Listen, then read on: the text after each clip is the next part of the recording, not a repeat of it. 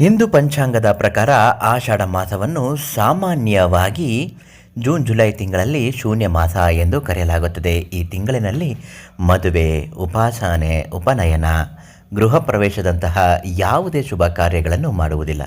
ಇದರ ಹಿಂದೆ ಕೇವಲ ಧಾರ್ಮಿಕ ನಂಬಿಕೆಗಳು ಅಷ್ಟೇ ಅಲ್ಲದೆ ಪ್ರಕೃತಿ ಮತ್ತು ವೈಜ್ಞಾನಿಕ ಹಿನ್ನೆಲೆಯೂ ಕೂಡ ಇದೆ. ಅದಕ್ಕೆ ಪ್ರಮುಖ ಕಾರಣಗಳು ಏನು ಅಂತ ಇವತ್ತಿನ ವಿಡಿಯೋದಲ್ಲಿ ನಿಮಗೆ ತಿಳಿಸಿಕೊಡ್ತೀನಿ. ನೀವಿನ್ನೂ ನಮ್ಮ ಅದೃಷ್ಟಧಾರೆ ಯೂಟ್ಯೂಬ್ ಚಾನಲನ್ನು ಸಬ್ಸ್ಕ್ರೈಬ್ ಮಾಡಿಲ್ಲ ಅಂದರೆ ಮೊದಲು ಸಬ್ಸ್ಕ್ರೈಬ್ ಮಾಡಿ. ಫೇಸ್ಬುಕ್ನಲ್ಲಿ ವಿಡಿಯೋಗಳನ್ನ ನೋಡ್ತಾ ಇದ್ದರೆ ನಮ್ಮ ಪೇಜನ್ನು ಫಾಲೋ ಮಾಡ್ಕೊಳ್ಳಿ. ಪ್ರತಿದಿನ ಇಂತಹ ಮಾಹಿತಿಗಳು ಲಭ್ಯವಾಗುತ್ತೆ. ನಿಮ್ಮ ರಾಶಿ ಯಾವುದು ಅಂತ ಕಮೆಂಟ್ ಮಾಡಿ ತಿಳಿಸಿ. ಪ್ರತಿ ಕಮೆಂಟ್ಗೂ ಗುರುಗಳು ರಿಪ್ಲೈ ಮಾಡ್ತಾರೆ.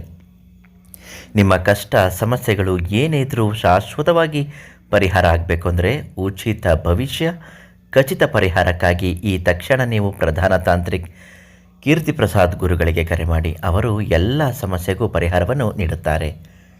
ಈಗ ದಕ್ಷಿಣಾಯನ ಪುಣ್ಯಕಾಲದ ಆರಂಭ.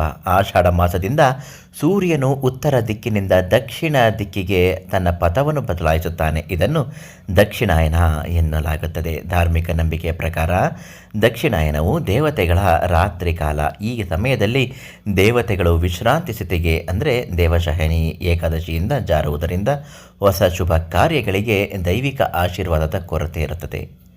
ಆದ್ದರಿಂದ ಈ ಸಮಯದಲ್ಲಿ ಧಾರ್ಮಿಕ ವ್ರತ, ಜಪ, ತಪಸ್ಸುಗಳಿಗೆ ಹೆಚ್ಚಿನ ಮಹತ್ವವನ್ನು ನೀಡಲಾಗುತ್ತದೆಯೇ ಹೊರತು ಲೌಕಿಕ ಶುಭ ಕಾರ್ಯಗಳಿಗೆ ಖಂಡಿತ ಅಲ್ಲ.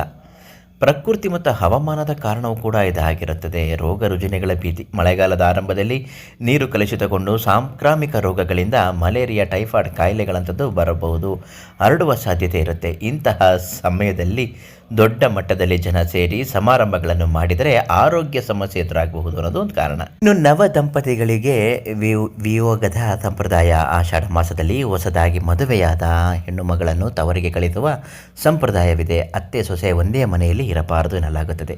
ಇದರ ಹಿಂದೆ ಒಂದು ಜಾಣ್ಮೆಯ ಕಾರಣ ಕೂಡ ಇದೆ. ಆಷಾಢದಲ್ಲಿ ಗರ್ಭಧಾರಣೆಯಾದರೆ ಮಗು ಹುಟ್ಟುವುದು ಮುಂದಿನ ವರ್ಷದ ಕತ್ತರಿ ಬಿಸಿಲಿನ ಏಪ್ರಿಲ್ ಮೇ ಕಡು ಬೇಸಿಗೆಯಲ್ಲಿ.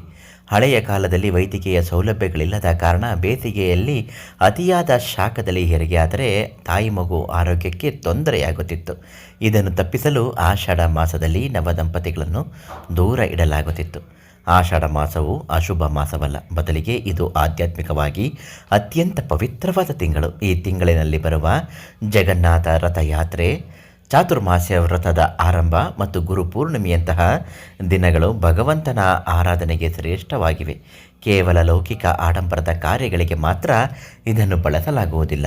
ನಿಮ್ಮ ಜೀವನದಲ್ಲಿ ಯಾವುದೇ ರೀತಿಯ ಜ್ಯೋತಿಷ್ಯ ಶಾಸ್ತ್ರಕ್ಕೆ ಸಂಬಂಧಪಟ್ಟ ಸಮಸ್ಯೆಗಳನ್ನು ಬಗೆಹರಿಸಿಕೊಳ್ಳಬೇಕು ಅಂದರೆ ಈ ತಕ್ಷಣ ಪಂಡಿತರು, ದೈವಜ್ಞರು, ಪ್ರಧಾನ ತಾಂತ್ರಿಕರು ಕೀರ್ತಿ ಪ್ರಸಾದ್ ಗುರುಗಳಿಗೆ ಕರೆ ಮಾಡಿ. ಉಚಿತವಾಗಿ ನಿಮ್ಮ ಪ್ರತಿಯೊಂದು ಸಮಸ್ಯೆಗೂ ಪರಿಹಾರವನ್ನು ತುಂಬ ಚೆನ್ನಾಗಿ ಹೇಳ್ತಾರೆ.